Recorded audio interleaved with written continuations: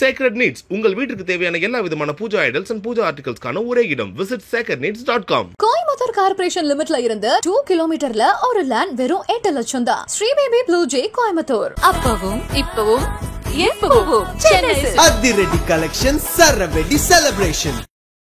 இந்தியாவில தான் உலகத்திலேயே கோல்டு அதிகமா இருக்கு, அதுவும் வீடுகள்ல தான் இருக்கு அப்படின்னு சொல்றாங்க. அந்த அளவுக்கு நம்மளுக்கு அந்த காலத்துல இருந்து பணம் வந்துச்சுன்னா பொண்ணுல போடு இல்ல மண்ணுல போடுன்னு சொல்லி கொடுத்துட்டாங்க. ஒரு எக்ஸ்பர்ட் என்ன சொல்றாருன்னா, இந்த கோல்டு வந்து இன்னும் 76% மேல போகுன்றாரு. இன்னும் 76% மேல போகுன்றாரு. ஸ்டாக் மார்க்கெட்ல எப்படி நம்ம ஸ்டாக்ஸ் எல்லாம் மேல கீழே போதோ அது மாதிரி கோல்டும் மேல கீழே ரொம்ப அதிகமா முந்தியும் போகும். முந்தியுமே வொலடைலிட்டி இருக்கு, இப்ப ரொம்ப அதிகமா இருக்கு வொலடைலிட்டி. எப்ப கோல்டு நல்லா விழுதுன்னு நமக்கு தெரியுதோ அப்ப உள்ள போய் கொஞ்சம் மொத்தமா வாங்கிடுச்சு. அது வரைக்கும் உள்ள பணத்தை கொஞ்சம் சேர்த்து வச்சுட்டே வந்து அது மொத்தமா வாங்கிக்கலாம். ஆனா ஒரு குறிப்பிட்ட தொகை வந்து நான் வந்து ஒரு முதலீடா போடுறேன், அதாவது லாங் டேர்ம் இன்வெஸ்ட்மெண்ட்டா போடுறேன் அப்படின்றவங்க நீங்க சொன்ன மாதிரி நாளைக்கு இறங்கிடுவோம் நம்ம அன்னைக்கு வாங்கிடலாம் அப்படின்னு. ஆனா அது இறங்குமான்றதே இடத்து கேள்வியா வந்துருது. தங்கத்துல போடலாமா இல்ல நிலத்துல போடலாமா இல்ல ஸ்டாக் மார்க்கெட் அப்படின்னு இந்த ஒரு 3 ஆப்ஷன்ஸை பெருசா நம்ம வச்சிருக்கோம். இதுல இருக்கிறவங்க இதுதான் பெட்டருங்கிறாங்க, அதுல இருக்கிறவங்க அதுதான் பெட்டருங்கிறாங்க. சோ இந்த கம்பேரிட்டிவ்ல எதுதான் பெட்டர்? உங்களுக்கு என்ன பிடிச்சிருக்கோ அதை பொறுத்து தான் நம்ம இல்லைன்னா ஒரு மாதிரி ஃபிளேவர் பார்க்கலாம். இந்த ட்ரெண்ட் எப்படி இருக்கு இப்ப ட்ரெண்ட் ஏன்னா போன வருஷம் வரைக்கும் மியூச்சுவல் ஃபண்ட் என்ன ஓட்டம் ஓடிச்சு, அது மாதிரி போச்சு. இப்ப தங்கம் இந்த வருஷம் தங்கம், அது மாதிரி நம்ம ட்ரெண்டுக்கு தகுந்த மாதிரி நம்ம மாறிக்கலாம். சீட்டு போடலாம் அப்படின்னு நிறைய பேர் நினைக்கிறாங்க. இன்னைக்கு டிஜிட்டலா நம்ம தங்கத்தை வாங்கலாம். நகை சீட்டு அப்படின்றது சரியா இருக்குமா? நீங்க குடுக்குற ரூபாய அவங்க ரூபாயா வைக்கிறாங்களா தங்கமா வைக்கிறாங்களா அதை பார்க்கணும். இன்னைக்கு ரேட்டுக்கு அவங்க தங்கம் வாங்கி வச்சாங்கன்னா நியாயம். நீங்க இன்னைக்கு ரேட்டுக்கு அவங்க ரூபாயா தூக்கி வச்சாங்க அப்படின்னாக்கா நம்மளுக்கு அந்த அந்த தங்கத்தோட வேலை அப்ரிஷியேட் ஆகிறது நம்மளுக்கு கிடைக்கவே போறது இல்லை. நம்ம போட்ட 1000 ரூபாய் அந்த 1000 ரூபாய் தான் இருக்க போகுது. கண்டிப்பா லேடிஸ்க்கு அந்த காலத்திலேயே தெரிஞ்சிருக்கு. ஏன்னா அது வந்து லிமிடெட் அவைலபிலிட்டி. கோல்டு உலகத்துல இவ்வளவுதான். அதை வந்து நமக்கு வெட்டி எடுத்து முடிச்சாச்சுன்னா அதுக்கப்புறம் கோல்டு இல்லை. அண்ட் இன்னொன்னு சில பேர் தங்க நகை அடகு வைக்கணும்னு நினைப்பாங்க. இன்னைக்கு வசதி இருக்கு, நான் வாங்கிட்டேன், நாளைக்கு எனக்கு அவசரத்துக்கு அடகு வைக்கிற மாதிரி வேணும் அப்படின்னாக்கா அவங்களுக்கு வந்து. வணக்கம் மேடம். வணக்கம் சார். தொடர்ந்து இந்த நிதி மேலாண்மை பத்தி நிறைய விஷயங்கள் நம்ம பேசிட்டு இருக்கோம். எல்லாருக்குமே இந்த நிதி எப்படி பெருக்கிறது, நம்ம காசு எப்படி அதிகப்படுத்துறங்கும் போது எல்லாருக்கும் அதிகபட்சம் கவனம் அப்படின்றது கோல்டு மேல அப்படின்றது. அப்போ இந்த கோல்டு ரேட் இன்னைக்கு டேட்ல வந்து ரொம்ப அதிகமாயிட்டே இருக்கு அப்படின்றது பாக்குறோம். ஒரு சிலர் எப்படி வாங்குறது அப்படின்றாங்க. இப்போ லாங் டேர்ம்கான ஒரு முதலீடா இந்த கோல்டுல இப்போ பணம் போறது சரியா இருக்குமா இல்ல பொறுத்து இருக்கணுமா? உங்களுடைய ஒப்பீனியன். கோல்டு வந்து திரும்பியே யாரும் பார்த்துருக்கல. நான்லாம் ஒரு மீட்டிங் அட்டன் பண்ணும்போது அந்த இவரெல்லாம் வந்து சொல்லுவார், அந்த ஃபினான்ஷியல் அட்வைசர்லாம் சொல்லுவாரு, இந்த லேடிஸ்லாம் உட்காந்துருக்காங்க பாருங்க, அவங்கலாம் கோல்டுக்கே அலைவாங்கப்பா, ஆனா மியூச்சுவல் ஃபண்ட் மாதிரி ஸ்டாக் மார்க்கெட் மாதிரி எதுவுமே வராது அப்படிம்பாரு. இன்னைக்கு அவரெல்லாம் எங்க போனாருன்னே தெரியல. ஸோ கோல்டை வந்து நம்ம லேடிஸ் புரிஞ்சுக்கிட்ட அளவுக்கு யாருமே புரிஞ்சிக்கல. இந்தியாவில தான் உலகத்திலேயே கோல்டு அதிகமா இருக்கு, அதுவும் வீடுகள்ல தான் இருக்கு அப்படின்னு சொல்றாங்க. அந்த அளவுக்கு நம்மளுக்கு அந்த காலத்துல இருந்து பணம் வந்துச்சுன்னா பொண்ணுல போடு இல்ல மண்ணுல போடுன்னு சொல்லி கொடுத்துட்டாங்க. சோ எல்லார் வீட்லயும் மினிமமா ஒரு அளவு கோல்டு இருக்குங்கிறது ஒரு சந்தோஷமான விஷயம். சோ ஃபர்ஸ்ட் ஆஃப் ஆல் அதை கடன்ல வச்சு முழுக விட்டு அது காணாம போறதை நம்ம டோட்டலா அவாய்ட் பண்ணணும். சேர்க்கறத பத்தி தப்பு இல்லை. எவ்வளவு நாள் நம்மளுடைய இன்வெஸ்ட்மெண்ட் கோல் எவ்வளவு தூரம் இருக்குங்கிறத பத்தி யோசிக்கணும். இப்ப நீங்க ஒரு பொண்ணு கல்யாணத்துக்காக சேர்க்க போறீங்க அப்படின்னாக்கா கண்டிப்பா வேணும். ஏன்னா ஒரு இல்லவே இல்லை, ஒரு 5 பவுனாவது என் கையில வேணும்னா அது என்ன விலையா இருந்தாலும் நம்ம வாங்க தான் போறோம். அதை வந்து நம்ம ஒரு பீரியாடிக்கா வாங்கி சேர்க்கறது நல்லது. இல்ல ஒரு இன்வெஸ்ட்மெண்ட்காக வாங்க போறேன் அப்படின்னாக்கா என்ன, இப்ப நான் முதல்ல சொன்ன மாதிரி இந்த ஜெஃப்ரீஸ்னு ஒரு கம்பெனி இருக்கு. அந்த கம்பெனில உள்ள ஒரு கிறிஸ் வுட்ங்கிற ஒரு எக்ஸ்பர்ட் என்ன சொல்றாருன்னா, இந்த கோல்டு வந்து இன்னும் 76% மேல போகுன்றாரு. இன்னும் 76% மேல போகுன்றாரு. இவர் 2002ல இதே மாதிரி தான் ஒரு ப்ரெடிக்ஷன் கொடுத்தாரு. அதே மாதிரி இன்னைக்கு மேல வந்துச்சு. அவர் அப்ப 310ல இருந்தது ஒரு அவுன்ஸ் $310 இருந்தது. அவர் என்ன சொன்னாரு, $3,400 ஆகும்னாரு. யாருமே அவரை நம்பல. 10 டைம்ஸ் எங்கப்பா இன்க்ரீஸ் ஆக போகுது. நாங்க இன்னைக்கு வந்துருச்சா, வண்டி வந்து தாண்டியும் போயிடுச்சு, 4000க்கு போயிடுச்சு. ஒரு அவுன்ஸ் 4000 ஆயிடுச்சு, அந்த மாதிரி போயிடுச்சு. இப்போ அவர் என்ன சொல்றாருன்னா, இல்ல ஒரு அவுன்ஸ் $6,600 $6,200 ஆகும் அப்படின்னு அவர் ப்ரெடிக்ட் பண்றாரு. அது நடக்கும். ஆனா என்னன்னா என்னைக்கு அது அப்படியே டெய்லி மேல ஏறி அங்க போயிடுமா, இல்லைன்னா ஒரு கீழே இறங்கி மேல போய் அந்த மாதிரி போகுமா அப்படிங்கிறது தான் கொஸ்டின். ஆனா இப்போ வந்து கோல்டு ETF கோல்டு இதெல்லாம் சந்தைக்கு வந்த பிறகு கோல்டு ஏறக்குறைய ஒரு ஸ்டாக் மாதிரி ஆயிடுச்சு. ஸ்டாக் மார்க்கெட்ல எப்படி நம்ம ஸ்டாக்ஸ் எல்லாம் மேல கீழே போதோ அது மாதிரி கோல்டும் மேல கீழே ரொம்ப அதிகமா முந்தியும் போகும். முந்தியுமே வொலடைலிட்டி இருக்கும், இப்ப ரொம்ப அதிகமா இருக்கு வொலடைலிட்டி. எனக்கு டெய்லியே டைம் இருக்கு, நான் வாட்ச் பண்றேன் அப்படின்னு நினைச்சீங்கன்னா எப்ப கோல்டு நல்லா விழுதுன்னு நமக்கு தெரியுதோ அப்ப உள்ள போய் கொஞ்சம் மொத்தமா வாங்கி வச்சு அது வரைக்கும் உள்ள பணத்தை கொஞ்சம் சேர்த்து வச்சுட்டே வந்து அது மொத்தமா வாங்கிக்கலாம். இல்ல எனக்கு சுத்தமா டைம் கிடையாது, எனக்கு இதெல்லாம் பாக்குறதுக்கே நேரம் இல்லை, நான் வந்து டெய்லி காலையில போயிட்டு சாயந்தரம் வரத்தான் வேலை முடிச்சுட்டு வந்து படுக்க தான் டைம் சரியா இருக்க வழியா இதெல்லாம் கவனிக்கிறதுக்கு எனக்கு பொழுது இல்லைன்னு நினைச்சீங்கன்னா மாசம் என்ன சேவ் பண்றீங்களோ 10% ஆட்டோமேட்டிக்கா அதை தூக்கி கோல்ட்ல போட்டுருங்க. அது மேல போதா கீழே போச்சா, இன்னைக்கு 100 ரூபாய் குறைஞ்சிச்சா, 100 ரூபாய், இதெல்லாம் நமக்கு தேவையில்லாத விஷயம். ஓவர் பீரியட் ஆஃப் டைம் ஏற போகுது. ஆனா ஒரு குறிப்பிட்ட தொகை வந்து நான் வந்து ஒரு முதலீடா போடுறேன், அதாவது லாங் டேர்ம் இன்வெஸ்ட்மெண்ட்டா போடுறேன் அப்படின்றவங்க நீங்க சொன்ன மாதிரி நாளைக்கு இறங்கிடுவோம் நம்ம அன்னைக்கு வாங்கிடலாம் அப்படின்னு. ஆனா அது இறங்குமான்றதே இடத்து கேள்வியா வந்துருது. என்ன நிறைய நான் இப்போ ஒரு 4-5 மாசம் இல்ல ஒரு 6 மாசத்துக்கு முன்னாடி இந்த ஜுவல்லரி ஷாப்ல இருக்கிறவங்க கிட்ட எல்லாம் பேசும்போது இந்த வருஷத்துக்குள்ளேயே 1 லட்சத்தை தொடும் அப்படின்லாம் பேசினாங்க. இப்போ ஒன்னும் முடியல, அதுக்குள்ள ஆல்மோஸ்ட் ரீச் ஆயிடுச்சு, இன்னுமே அதிகமாகும் சொல்றாங்க. அப்போ அது வெயிட் பண்றது அப்படின்றது புத்திசாலித்தனமான்றதுதான் என்ன அப்படின்னா, ஏதோ நான் இப்ப நீங்க திடீர்னு கேட்டதால எனக்கு இது இயர் மறந்து போச்சு. பட் 40%லாம் விழுந்திருக்கு கோல்டு ஒரே டைம்லனா ஒரு பீரியட் ஆஃப் டைம்ல 2008 நினைக்கிறேன். அந்த டைம்லயும் அதுக்கு முன்னாடி ஒரு டைமும் கிட்டத்தட்ட 40%லாம் விழுந்திருக்கு. சோ உங்களுக்கு பொறுமை இருந்துச்சு அப்படின்னாக்கா வெயிட் பண்ணி வாங்கலாம். ஆனா நம்மளுக்கு எல்லாம் அவ்வளவு பொறுமை இருக்காது. என்னடா அது நம்ம வேணாம் வச்சா இன்னைக்கு பார்த்து ஏறிட்டே போதே, நம்ம பார்த்து நம்ம என்ன செய்வோம், டாப்ல வாங்கிடுவோம். அதுக்கப்புறம் அது நம்ம பொதுவா மக்களுடைய மனப்பான்மை அதுதான் இல்ல, அதுதான் ஒரு பயமா இருக்கு இல்லையா. அதனாலதான் கொஞ்சம் கொஞ்சமா வாங்கி வைக்கலாம். மாசம் 10% சொல்றேன் இல்லையா, உங்களோட சேவிங்ஸ்ல ஒரு 10% கோல்டு வாங்கி ஒரு ஆவரேஜ் விலையில வந்துட்டே இருக்கும் உங்களுக்கு. அது விழுந்தாலும் அன்னைக்கு வந்து நம்ம என்ன பண்ணலாம், டக்குன்னு வாங்கணும். அப்போ உங்களுக்கு ஆவரேஜ் அவுட் ஆயிரும். இன்னைக்கு 1 லட்சம் ரூபாய்க்கு வாங்கியிருக்கீங்க, நாளைக்கு 70,000 ரூபாய்க்கு வருமாங்கிறதெல்லாம் பெரிய கொஸ்டின் மார்க். வந்துச்சு அப்படின்னா அது ஆவரேஜ் ஆகி 75,000 உங்களுக்கு இருக்க வந்தா நம்ம யூஸ் பண்ணிக்கலாம். கண்டிப்பா அதை யூஸ் பண்ணலாம். ஒரு கம்பேரிட்டிவ்லி மேம் இதுவும் நிறைய டிஸ்கஸ் பண்றாங்க. இப்போ நீங்க இன்னைக்குதான் நமக்கு ஒரு பெரிய புரிதல் உண்டாயிட்டு இருக்கு, நம்ம இன்வெஸ்ட்மெண்ட் பண்ணலாம், ஈவன் இன்சூரன்ஸ் எடுக்கலாம் அப்படின்னு. இப்போ இன்வெஸ்ட்மெண்ட் அப்படின்னு பேசும்போது தங்கத்துல போடலாமா, இல்ல நிலத்துல போடலாமா, இல்ல ஸ்டாக் மார்க்கெட் அப்படின்னு இந்த ஒரு 3 ஆப்ஷன்ஸ் பெருசா நம்ம வச்சிருக்கோம். இதுல இருக்கிறவங்க இதுதான் பெட்டருங்கிறாங்க, அதுல இருக்கிறவங்க அதுதான் பெட்டருங்கிறாங்க. சோ இந்த கம்பேரிட்டிவ்ல எதுதான் பெட்டர், உங்க மனசுக்கு எது பெட்டரா தோணுதோ. இப்போ என்ன ஒருத்தங்களுக்கு எனக்கு சுத்தமா எனக்கு தங்கமே பிடிக்கலன்னு வச்சுக்கோங்க, எனக்கு தங்கம் எவ்வளவு கொடுத்தாலும் எனக்கு திருப்தி இருக்காது. என்ன இருந்தாலும் அதுல என்னங்க வருமானம் வருது, அதுல ஒரு விதமான யூஸும் கிடையாது. அதை வாங்கி பத்திரமா வச்சுட்டு ஐயோ பத்திரமா இருக்குமா நான் பயந்துட்டு உட்கார்ந்து இருக்கணும், இதுக்கு எதுக்குங்க தங்கம் வேணும்னு அவங்க கேட்பாங்க. சோ உங்களுக்கு என்ன பிடிச்சிருக்கோ அதை பொறுத்து தான் நம்ம, இல்லைன்னா ஒரு மாதிரி ஃபிளேவர் பார்க்கலாம், இந்த ட்ரெண்ட் எப்படி இருக்கு.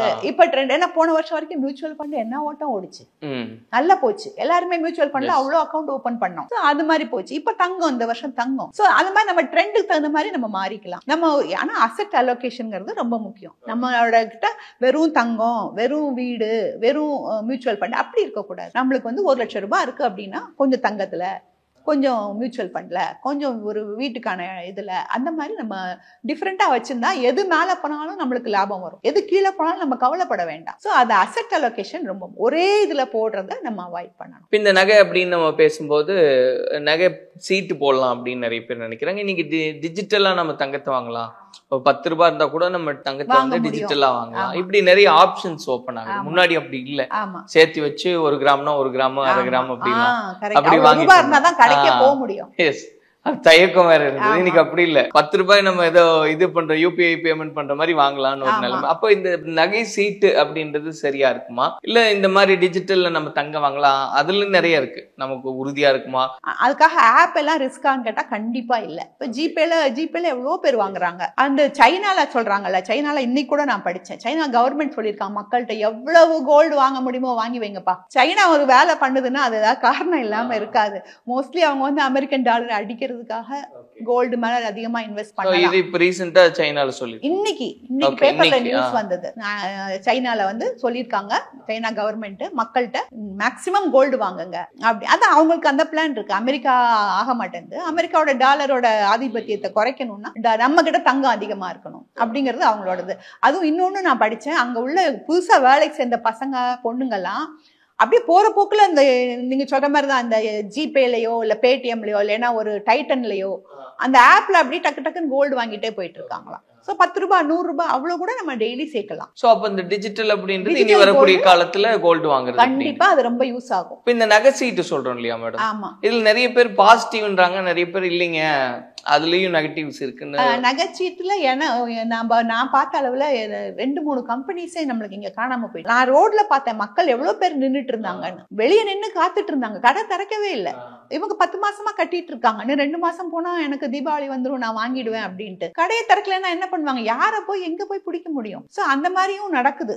ஒரு சில நம்பகமான, ஏன்னா இவ்வளவு வருஷம் பாரம்பரியமான ஜுவல்லரிஸ் எல்லாம் டைட்டன் பத்தி சொல்லலாம். டைட்டன் வந்து நம்ம ரொம்ப நம்பகமான ஜுவல்லரி தான். அவங்க கூட அவங்க ஆப் போட்டிருக்காங்க, சீட்டு கட்டி வாங்கலாம். அதெல்லாம் நான் இது பண்ணி சொல்லல. பட் எல்லாத்துலயுமே நம்ம ரொம்ப ரொம்ப கேர்ஃபுல்லா இருக்க வேண்டியது. இதுதான் நல்லா இருக்கு, இது நல்லா இல்லைன்னு நம்ம சொல்ல முடியாது. உங்களுடைய கேர்ஃபுல்னஸ் ரொம்ப முக்கியம். இப்ப இந்த சீட்டுன்ற கான்செப்ட்ல மேம், ஏன்னா அது நீங்க சொன்ன மாதிரி அந்த கம்பெனி சரியா இருக்கா, அந்த இடத்துல வாங்கலாமா இல்லையான்றது நம்ம ஒவ்வொருத்தரும் அனலைஸ் பண்ணி முடிவுக்கு வர வேண்டியது. ஆனா இந்த சீட் அப்படின்ற கான்செப்ட், இன்னைக்கு நான் பணம் கட்டுறேன், அந்த பணத்துக்கு நிகரான தங்கத்தை எடுத்து வச்சுக்கிறேன், அதுக்கு செய்கூலி சேதாரம் இல்லை, அந்த ஒரு ஸ்கீம் அப்படின்றது ஓகே, கரெக்ட் தான். அதனால நமக்கு ப்ராஃபிட் தான் அதிகம் அப்படின்றது. அதுல கொஞ்சம் இன்னொரு விஷயம் கவனிக்க வேண்டியது என்ன அப்படின்னு பாத்தீங்கன்னா, நீங்க குடுக்குற ரூபாய அவங்க ரூபாயா வைக்கிறாங்களா தங்கமா வைக்கிறாங்களா அதை பார்க்கணும். இன்னைக்கு ரேட்டுக்கு அவங்க தங்கம் வாங்கி வச்சாங்கன்னா நியாயம். நீங்க இன்னைக்கு ரேட்டுக்கு அவங்க ரூபாயா தூக்கி வச்சாங்க அப்படின்னாக்கா நம்மளுக்கு அந்த அந்த தங்கத்தோட வேலை அப்ரிஷியேட் ஆகிறது நம்மளுக்கு கிடைக்கவே போறது இல்லை. நம்ம போட்ட 1000 ரூபாய் அந்த 1000 ரூபாய் தான் இருக்க போகுது. சோ அதை முதல்ல வெரிஃபை பண்ணிக்கணும். தங்கமா வைக்க போறாங்கன்னா கண்டிப்பா அதை நம்ம யூஸ் பண்ணலாம். செய்கூலி சேதாரம் அவங்க அவாய்ட் பண்றேன்னு சொன்னாங்கன்னா நம்பலாம். பட் எல்லாத்துலயுமே கம்பெனி முக்கியம்.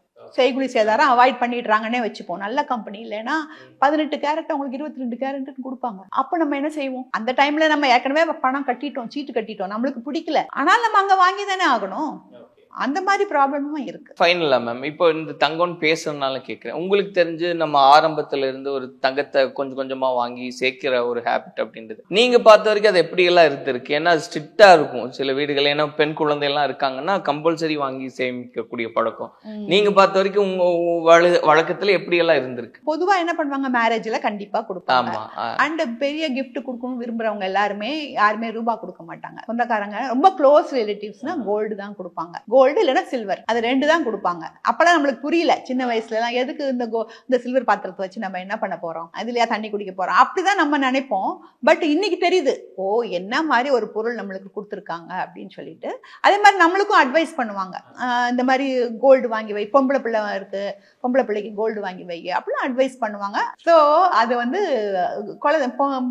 வாங்கி வைக்கிறது நல்லது. சாவரின் கோல்டு பாண்ட் அவ்வளவு அருமையா இருந்தது. அந்த சாவரின் கோல்டு பாண்ட்ல சேர்ந்து பயன்பெற்றவங்க நிறைய பேர். இன்னைக்கு வரைக்கும் பாத்தீங்கன்னா டபுளுக்கு மேல ஆயிட்டு போகுது சாவரின் கோல்டு பாண்ட்ல போட்ட பணம். சோ அது மாதிரி எங்கெல்லாம் கிடைச்சதோ சேவ் பண்ணவங்க. அன்னைக்கு ஒரு ஜோக் கூட போட்டிருந்தாங்க, பிள்ளைங்க வந்து பாக்குது, அவங்க அப்பா வந்து தலையை பிச்சுக்கிட்டு டிவியை பார்த்துட்டு இந்த ஸ்டாக்ல போடவா, இந்த மியூச்சுவல் ஃபண்ட்ல போடவா அப்படிலாம் ரொம்ப தலையை பிச்சுட்டு இருக்காரு. அவங்க அம்மா நிறைய கோல்டா வாங்கி மாட்டிட்டு ஜாலியா உட்கார்ந்து இருக்காங்க. அந்த மாதிரி ஒரு ஜோக் கூட வந்தது.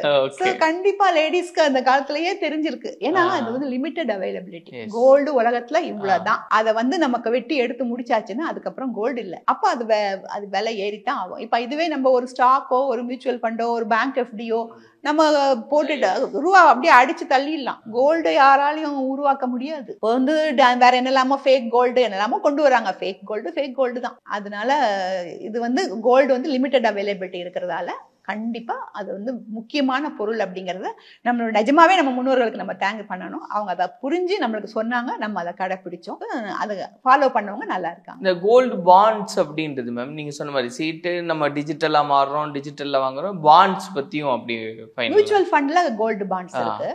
ஒரு ஈக்விட்டி, ஒரு டெட், ஒரு கோல்டு, இந்த 3மே இருக்கிற மாதிரி பாண்ட்ஸ் எல்லாம் கூட அவங்க வெளியிட்டு இருக்காங்க. நம்ம அந்த மாதிரி பாண்ட்ல போட்டா கூட நம்மளுக்கு கோல்டு அதுலயே சேரும். அது தவிர கோல்டு பாண்டுன்னு வரதெல்லாம் பாத்தீங்கன்னா இந்த கோல்டு மேல இருக்காது சில இதெல்லாம். அந்த கோல்டு மைனர்ஸ் கோல்டு வெட்டி எடுக்கிறாங்க இல்லையா, அவங்க மேல இன்வெஸ்ட் பண்ணதா இருக்கும். அதெல்லாம் கொஞ்சம் அவ்வளவு தூரம் நம்ம டிரான்ஸ்பரண்டா இருக்கும்னு சொல்ல முடியாது. அவங்க சொன்னதுதான் விலை, கோல்டு பாண்ட் இன்னைக்கு இவ்வளவு ஏறி இருக்குன்னா நம்ம கேட்டுக்க வேண்டியதுதான். அதுவே நம்ம கோல்டு மற்ற இடங்கள்ல பாத்தீங்கன்னா நம்ம கண் முன்னாடி தெரியும், இன்னைக்கு கோல்டு பிரைஸ்க்கும் இங்க ஏற்றத்துக்கும் நம்மளுக்கு தெரியும், நீட்டா டிரான்ஸ்பரண்டா பாத்துக்க முடியும்.